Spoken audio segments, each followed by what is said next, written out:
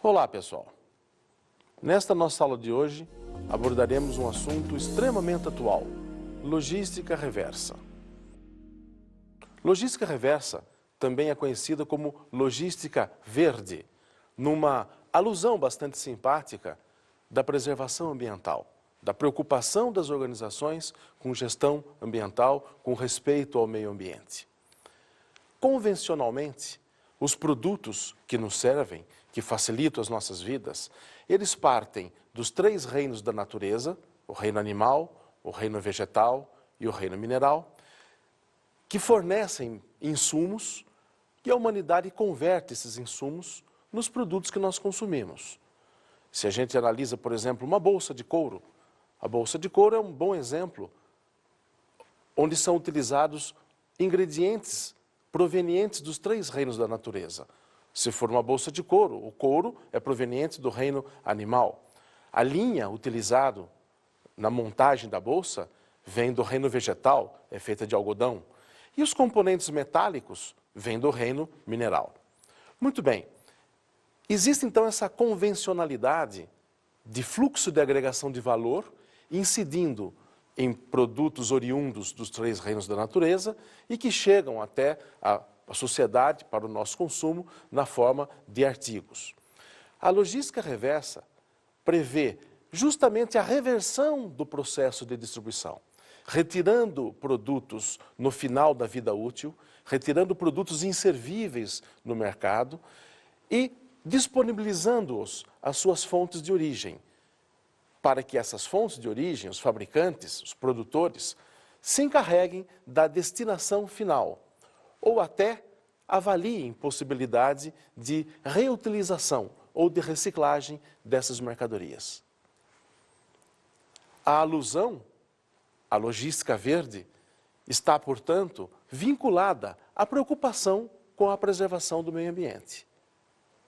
Na verdade, nos últimos tempos, especialmente nos últimos 15 ou 20 anos, diversos movimentos começaram a surgir ao redor do planeta, nos quais as empresas acabam assumindo responsabilidades pela destinação final e pelo impacto que os produtos causam ao meio ambiente.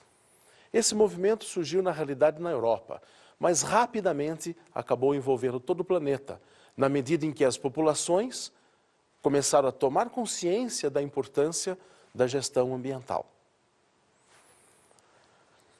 Logística reversa exige uma operação logística bastante semelhante à logística de distribuição física, só que na realidade é uma logística contrária.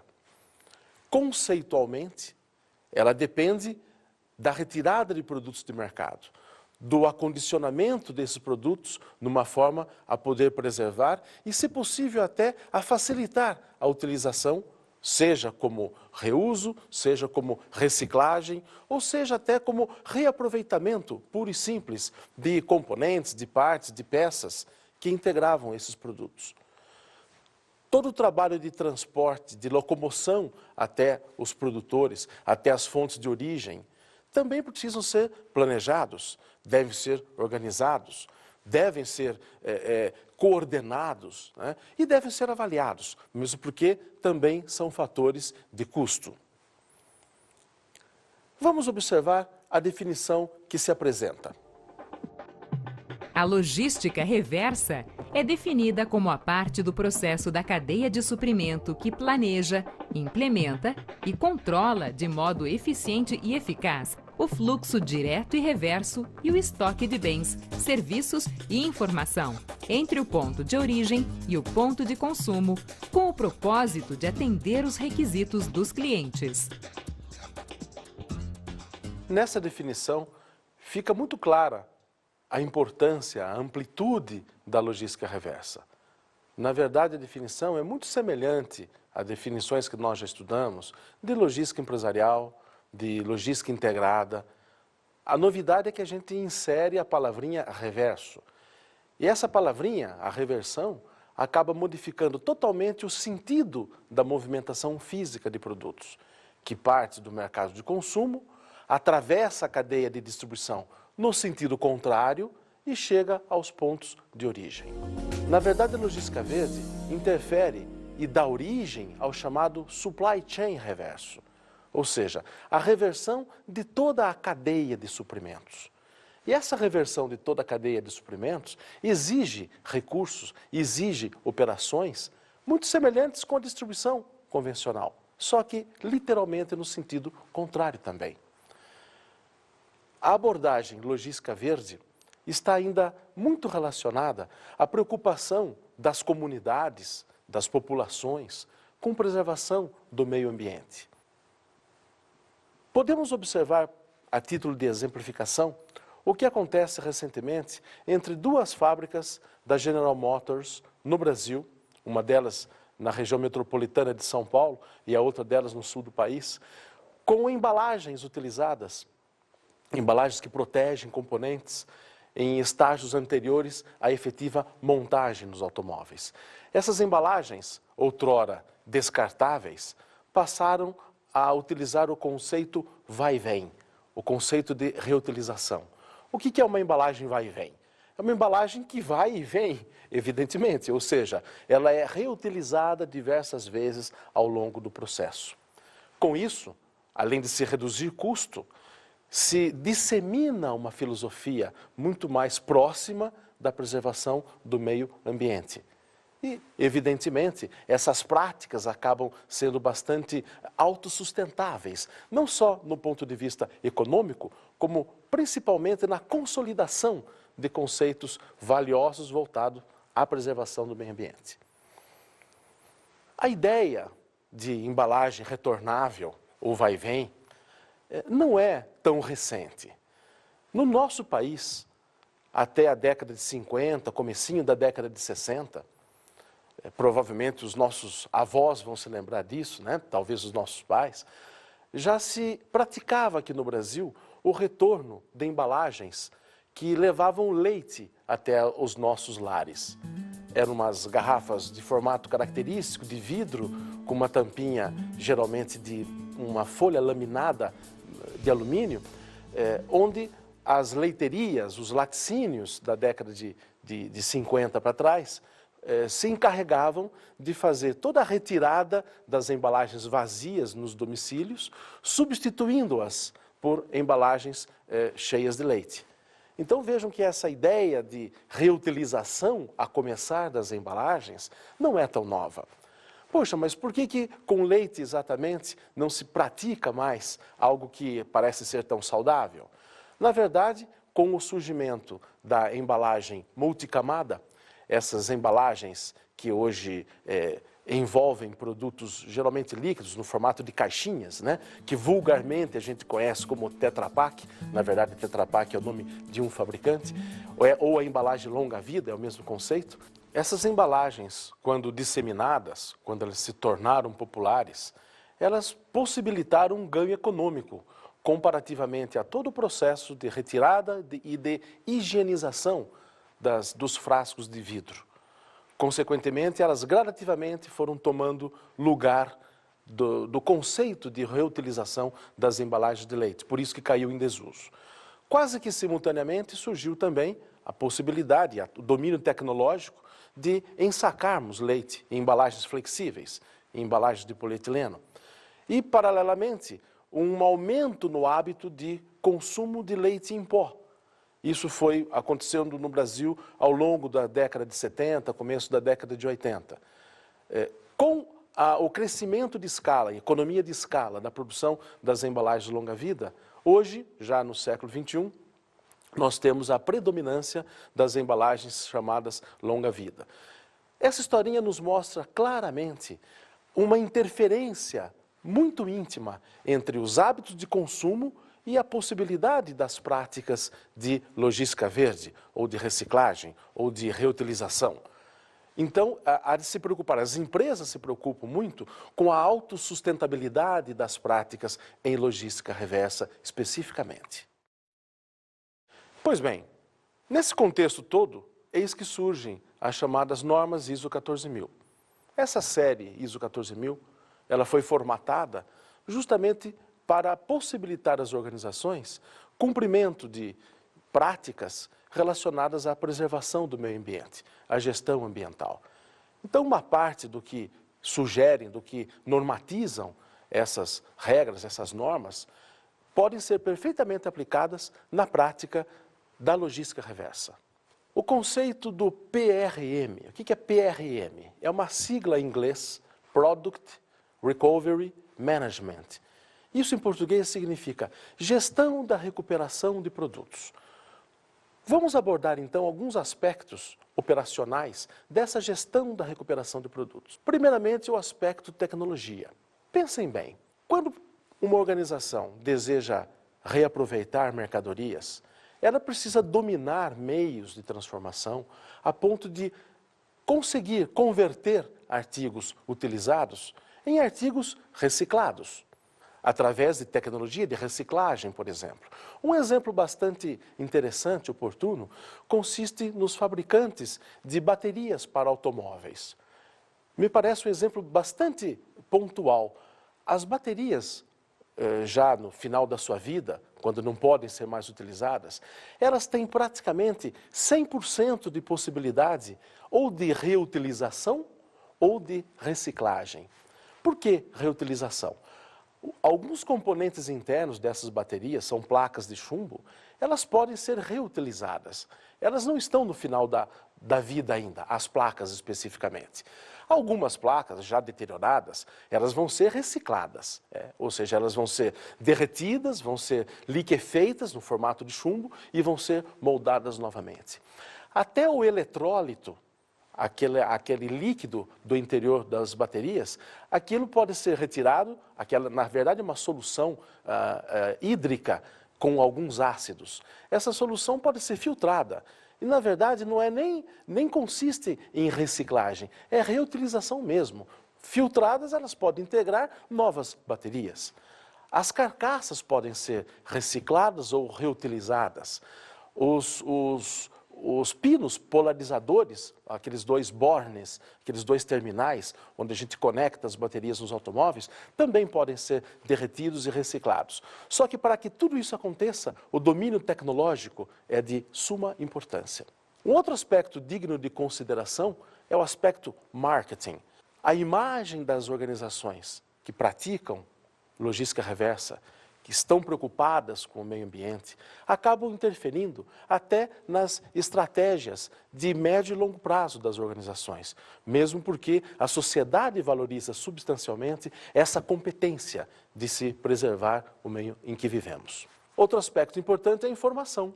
Para que os fabricantes se predisponham a reciclar, se predisponham a reutilizar, eles precisam ser informados de onde estão os artigos inservíveis. E vão precisar gerir todas essas informações de maneira coesa, de maneira sinérgica, visando o aproveitamento dessas informações e a conversão das oportunidades em efetivas realizações. Para tanto, é necessário que haja organização. Em que consiste essa organização? Consiste na utilização de todos os eventos ao longo do tempo, e de forma planejada, de forma coesa, de maneira sinérgica, para que sejam aproveitadas as oportunidades de reciclagem, de reutilização, e dessa maneira viabilizar todo o procedimento da logística reversa. Outro aspecto a ser considerado, que é muito importante, é a questão financeira. Ou seja, tudo que acabamos de comentar precisa ser viável economicamente falando. Isso significa que os programas, os projetos de reciclagem, de reutilização, de gestão da logística verde, por si só, precisa ser autossuficiente, precisa ser economicamente viável. Consequentemente, toda a operação da logística reversa interfere na chamada administração de operações. Observem que não é somente retirar a mercadoria do mercado, encaminhá-lo para a reciclagem, encaminhá-lo para a reutilização, eventualmente a destinação final. Na verdade, se a mercadoria revertida vai ser reincorporada a um novo processo produtivo, isso significa dizer que a gestão das operações produtivas também vai sofrer uma interferência na medida que passa a receber um insumo de uma outra fonte. E essa fonte é justamente o próprio mercado consumidor. Então, existe um relacionamento, uma intimidade muito grande entre a gestão de operações, a gestão de produção, a gestão de manufatura, com todos os processos de reversão da atividade logística. Vamos observar um pouquinho o assunto que se apresenta a seguir. O objetivo da PRM é a recuperação, tanto quanto possível, de valor econômico e ecológico dos produtos, componentes e materiais. Essa leitura nos dá perfeitamente a noção da conciliação da abordagem ecológica, a abordagem voltada à preservação ambiental, sendo potencializada pelos aspectos econômicos. Esses são os dois grandes objetivos da logística reversa.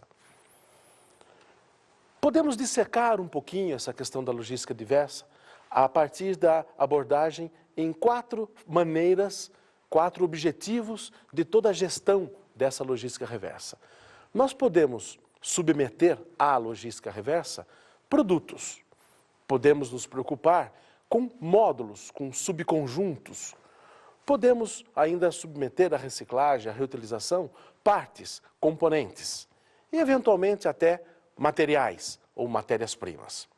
São essas 4 formas de submissão de insumos tangíveis ao processo de logística reversa.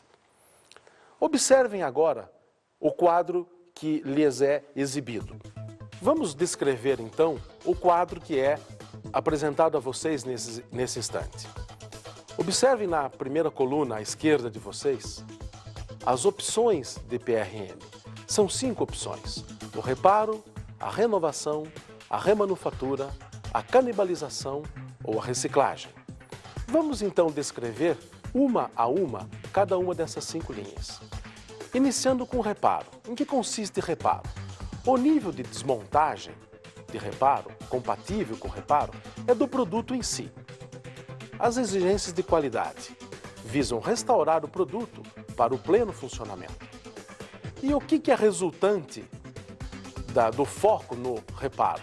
Algumas partes reparadas ou a necessidade de substituição. É o caso, por exemplo, de telefones celulares em cujo teste final na linha de produção se constata alguma não conformidade, algum componente defeituoso. Esse aparelho, essa unidade vai ser desmontada e o componente defeituoso efetivamente substituído. Agora vamos à segunda linha. Na segunda linha temos a renovação. O nível de desmontagem é um módulo, é um subconjunto que tem uma certa autonomia. Como exigências de qualidade, nós temos a inspeção e atualização de módulos que sejam críticos ou que não estejam funcionando adequadamente. Como resultante dessa operação, nós poderemos ter alguns módulos reparados ou até substituídos. Continuando a explorar o exemplo de um hipotético telefone celular, vamos imaginar que um determinado módulo desse componente, desse produto, desse aparelho, não esteja adequado. Diante dessa necessidade de reparo, todo o módulo vai ter que ser substituído. Por exemplo, o conjunto teclado de um telefone celular, um conjunto eletromecânico. Então, desmonta-se o aparelho, se repara ou se substitui esse subconjunto, esse módulo, e o aparelho volta a funcionar. Na terceira linha, logo a seguir, nós temos a remanufatura, onde o nível de desmontagem envolve partes de componentes. As exigências de qualidade relacionam-se à inspeção de todos os módulos ou partes e, eventualmente, vão ser atualizadas ou substituídas. Como resultado dessa operação, nós vamos ter módulos ou parte usados e, eventualmente, novos num mesmo produto. O que poderia ser como exemplificação dessa prática? A remanufatura já sugere a existência de retrabalho, pressupõe algum problema, talvez, com mão de obra ocorrida no início da manufatura de um componente, de um produto. Então, isso vai ter que ser refeito. Desmontam-se as partes afetadas por qualquer desvio produtivo e se refaz essa mercadoria, se refaz esse subconjunto ou se atualiza esse componente. Na linha a seguir, fala-se em canibalização. O nível de desmontagem da chamada canibalização, isso envolve a recuperação seletiva de partes. E a palavra seletiva é de especial importância, já vamos entender o porquê. As exigências de qualidade estão relacionadas à dependência do uso em outras opções de PRM. Como resultante, nós vamos ter algumas partes reutilizadas, outras eventualmente descartadas ou encaminhadas para a reciclagem. A canibalização está tentando exemplificar essa terminologia relacionada à utilização de componentes, de partes, de peças que têm origem num outro componente, num outro produto. Vamos voltar ao nosso hipotético telefone celular. Se nós tivermos algumas unidades danificadas durante o processo produtivo e impossibilitadas de serem integralmente recuperadas para posterior colocação no mercado, provavelmente nós vamos poder retirar alguns componentes e utilizar esses componentes em outras unidades produtivas, em outros telefones do mesmo modelo. Isso exemplificaria a canibalização. E, finalmente, na última linha do nosso quadro, nós temos a reciclagem, onde o nível de desmontagem chega a materiais. As exigências de qualidade dependem do uso em remanufatura, em reconstrução. O produto resultante dessa operação são materiais utilizados em novos produtos.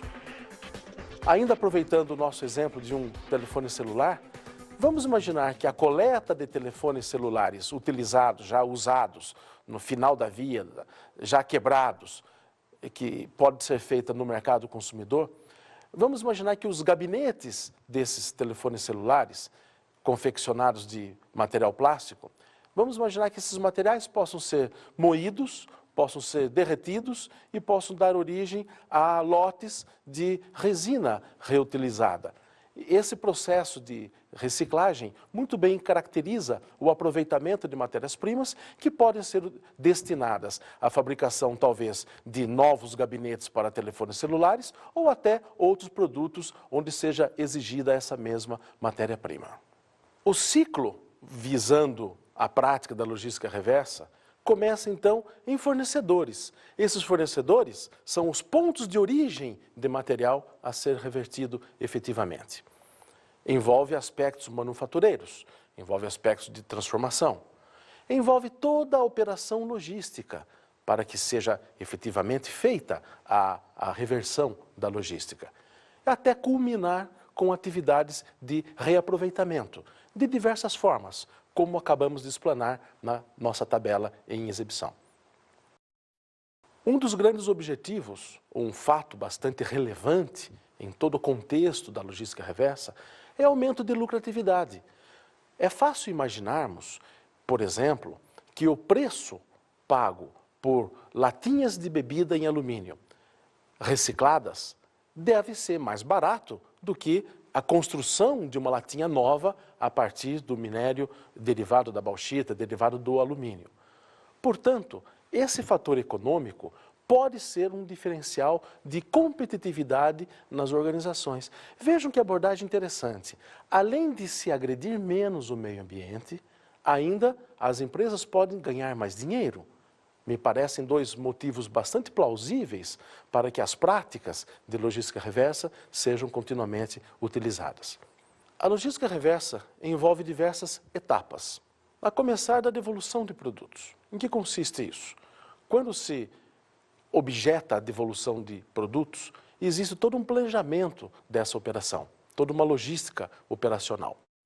A questão da redução de consumo. É fácil imaginarmos que latinhas para bebidas de alumínio recicladas devem custar mais barato do que a produção de uma latinha a partir de matérias-primas virgens.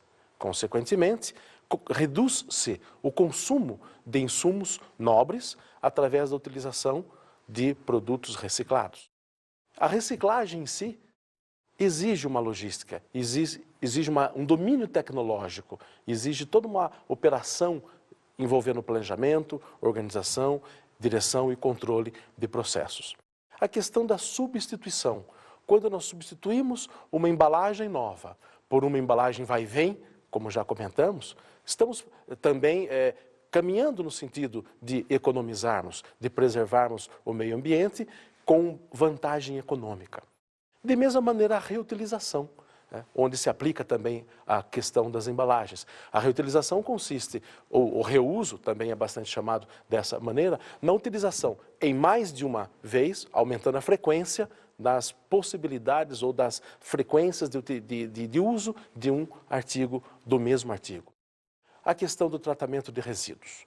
Apesar de todos os esforços com reciclagem, com substituição, com reutilização, envolvendo canibalização, existem situações onde os resíduos têm que culminar para a chamada destinação final. Ou seja, não tem jeito, não existe mais formas de recuperação, de reciclagem, talvez insumos onde não se haja tecnologia, por enquanto, que garanta essa reutilização.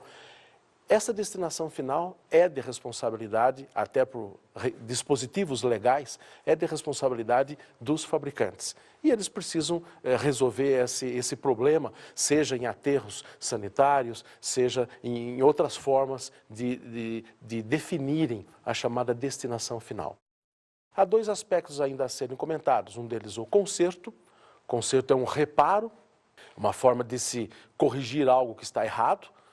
Quando a gente repara um eletrodoméstico, por exemplo, a gente deixa de consumir um eletrodoméstico novo. Então, estamos agredindo menos o meio ambiente na medida em que a gente está prolongando a vida útil de um produto. E, finalmente, a remanufatura, que significa o retrabalho, onde haja a ocorrência de uma não conformidade no que diz respeito à aplicação de mão de obras, especificamente em produtos. As tarefas da logística reversa incluem ainda o processamento da mercadoria retomada, a reciclagem de materiais, de embalagem e até de containers, container no sentido de contenedor, não necessariamente do container convencional utilizado em transporte marítimo internacional.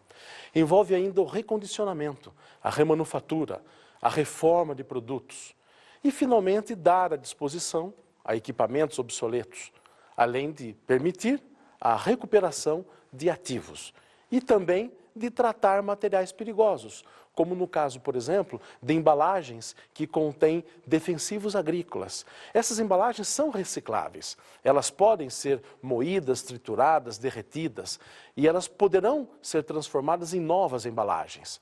Só que essas novas embalagens somente poderão conter defensivos agrícolas. Jamais seria permitido ou possível se converter um material reciclado de uma embalagem dessas para conter um produto alimentício, para consumo humano, por exemplo. Então, existe um rigoroso tratamento a essas questões por uma questão muito intimamente relacionada à saúde, à segurança de produtos. Há de se ressaltar ainda a questão relacionada aos aspectos ambientais, que nós já comentamos, podemos enfatizar um pouquinho, a importância não só atual, como principalmente futura, de usarmos os recursos que a natureza nos dá da maneira mais coerente, mais racional possível. Outro fator importante é a compressão das taxas de rentabilidade. Os mercados exigem cada vez mais das empresas produtos e serviços competitivos.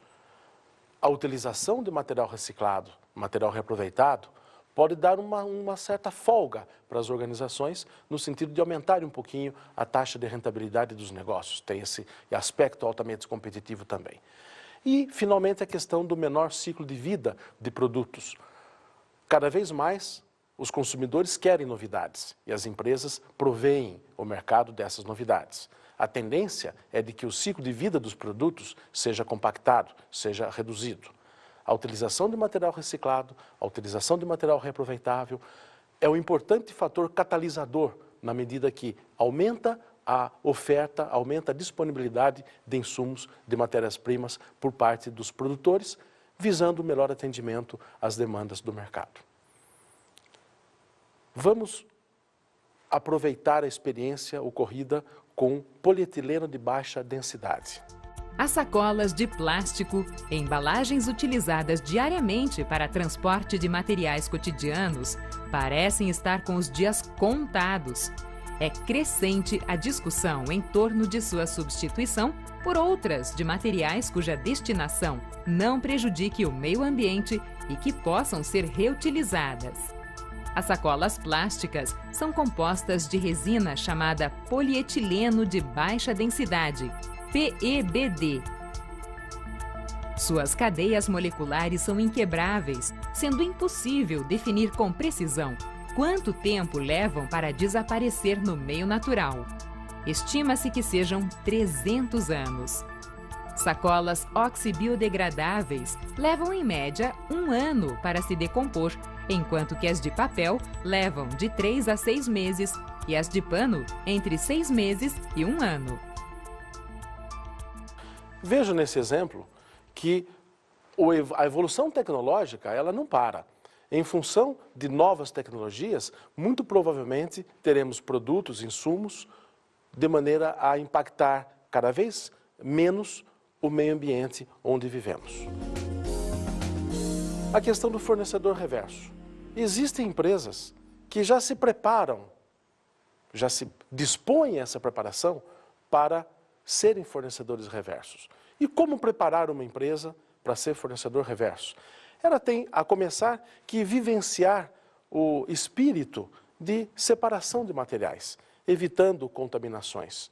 Isso significa que artigos inservíveis, que o que é subproduto para essa empresa, passa a ser um fornecedor, possa favorecer todo o processo de reaproveitamento, de reciclagem ou de reutilização por parte dos elos anteriores ao longo da cadeia de suprimentos. Vamos aproveitar agora um estudo de caso do conceito de reciclagem da Coromant, uma empresa manufatureira. Vamos lá. O conceito de reciclagem da Coromant, CRC, Coromant Recycling Concept, é um serviço específico para pastilhas de metal duro usadas, oferecido pela Sandvik Coromant para todos os seus clientes. A Sandvik tem certificação ISO 14000. Todas as pastilhas de metal duro usadas são coletadas em uma caixa específica no próprio local de trabalho.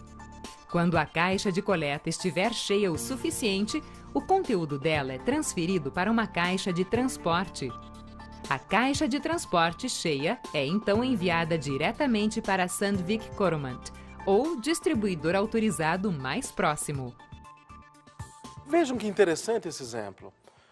A preocupação da empresa cliente, consumidora das pastilhas, em preparar as pastilhas inservíveis através de separação, embalagem adequada, a preocupação com a mobilização, com o destino dessas pastilhas ao fornecedor, que passa a ser cliente dentro do processo de reversão logística. Sem esses cuidados, não seria provavelmente possível a recuperação, a reutilização ou a reciclagem dessas pastilhas. Falemos um pouquinho sobre o processo de reversão ao longo das cadeias de suprimento, dos processos logísticos. As alternativas de reversão precisam ser necessariamente factíveis e disponíveis, como no caso que acabamos de verificar. A organização e a realização de tarefas também não pode agregar muito custo para não inviabilizar, para não ser tecnicamente e economicamente inviável. As atividades, então, devem ser realizadas de maneira planejada, de maneira coesa e dentro de um custo ou de uma despesa que seja cabível, que seja possível de ser absorvida em todo o processo de logística reversa. As atividades, então, têm que ser integradas. Vejam que interessante um exemplo de integração. No momento em que talvez a Sandvik vá fornecer novas pastilhas para o seu cliente, ela já aproveita o mesmo transporte e recolhe os artigos inservíveis. É um bom exemplo de integração dessas atividades. Um dos focos que já falamos e vamos enfatizar é a questão de custos e benefícios. Na verdade, o relacionamento entre custo e benefício deve ser plausível, deve ser equilibrado, visando obtermos o melhor possível, o melhor resultado possível dos processos produtivos, das tecnologias, dos equipamentos, dos ativos envolvidos no processo. Há de se considerar ainda a importância das previsões de venda. Previsões de venda podem nortear um dimensionamento de demandas futuras de artigos a serem retirados do mercado, que poderão ser convertidos em matérias-primas novamente. Finalmente, a questão relacionada a recursos humanos. As pessoas fazem as organizações. Consequentemente, as pessoas têm que ser conscientes da importância da atitude, do trabalho, com foco na preservação do meio ambiente, com foco, portanto, em toda a operação da logística reversa. A conciliação desses fatores nos leva à condição de autossustentabilidade de programas de logística reversa. Talvez um dos aspectos mais relevantes quando abordamos esse tema. Vamos ouvir agora uma consideração muito importante sobre o CONAMA, o Conselho Nacional do Meio Ambiente. Resolução do Conselho Nacional do Meio Ambiente, número 258, de 26 de agosto de 1999, determina que as empresas fabricantes e as importadoras de pneumáticos ficam obrigadas a coletar e dar destinação final ambientalmente adequada aos pneus inservíveis. Fica muito nítida a importância de se conciliar aspectos técnicos com viabilidade econômica. Vejam que é apenas um segmento da economia do nosso país. Pneus, destinação final de pneus, reciclagem, reaproveitamento de insumos. Mais e mais iniciativas devem acontecer. Já estão em fase de elaboração, visando a formalização, visando a valorização desse tipo de atitude, tão imprescindível para a continuidade da vida saudável no nosso planeta. Sempre conciliando aspectos técnicos, domínio tecnológico e viabilidade econômica. Dessa maneira, nós estamos chegando ao fim da nossa aula de hoje. Os procedimentos relacionados à logística reversa, constante e crescentemente, potencializam resultado nas organizações. Buscam elevar o padrão de atendimento às demandas junto às populações, sempre com foco na preservação ambiental.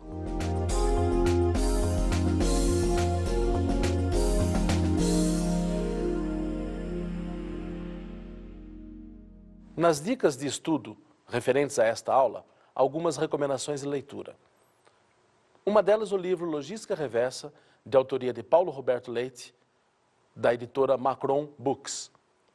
Outra recomendação é o artigo Tonra Latasa, A Logística da Reciclagem, escrito por Cláudia Malinverni, publicado na revista Tecnologística, na edição de número 80. E a última recomendação, o 13º capítulo deste livro, Gestão Logística da Cadeia de Suprimento, de Donald Bowersox, da editora Bookman. Esse capítulo é intitulado Armazenagem, porque esse autor trata a logística reversa dentro do assunto armazenagem, na sua abordagem, que é bastante reconhecida internacionalmente. Uma boa leitura a todos vocês, bons estudos e muito sucesso!